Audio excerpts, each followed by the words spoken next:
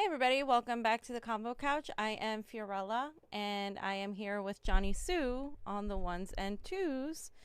Pasta is out of town, and I will be going out of town as well.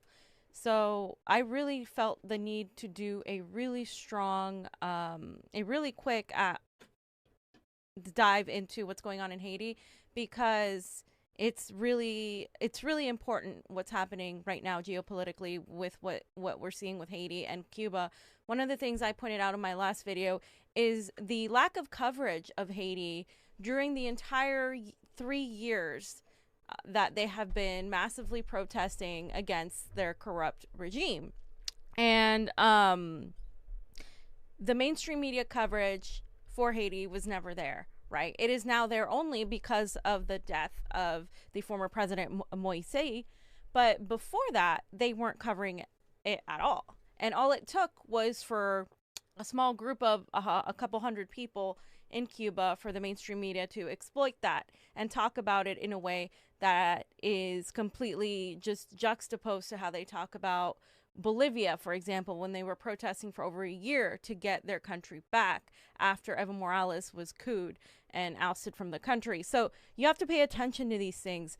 And as we know, the regime change playbook is always, always, always hyper involved.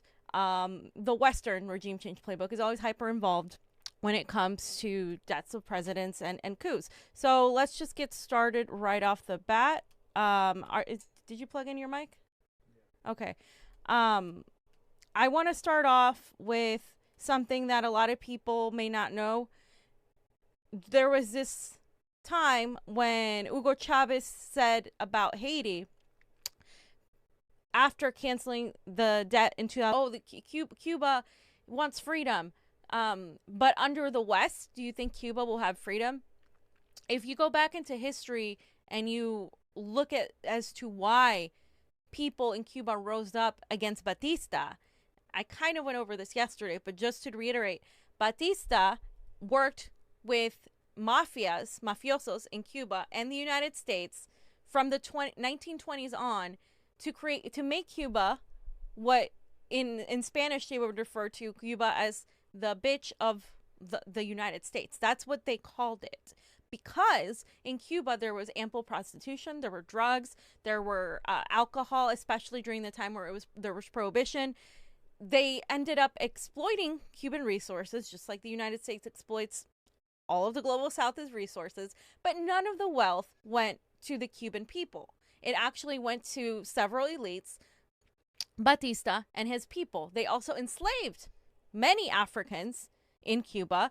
And a lot of these people that were with Batista had slaves. They were pissed that when the working class revolted, that their way of life ended. And that's where that comes from.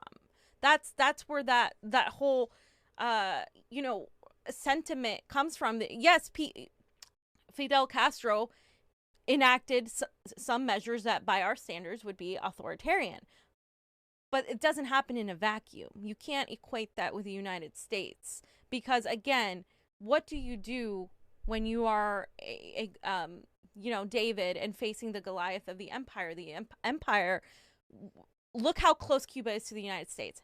It's a miracle, right, that Cuba is not under the submission of the West, and that happened because of the measures that Fidel took. You can agree or disagree with that, but imagine if things had been a little bit different. And I think you have to take that into context in terms of that. If people in Cuba are unhappy, they have the right to revolt.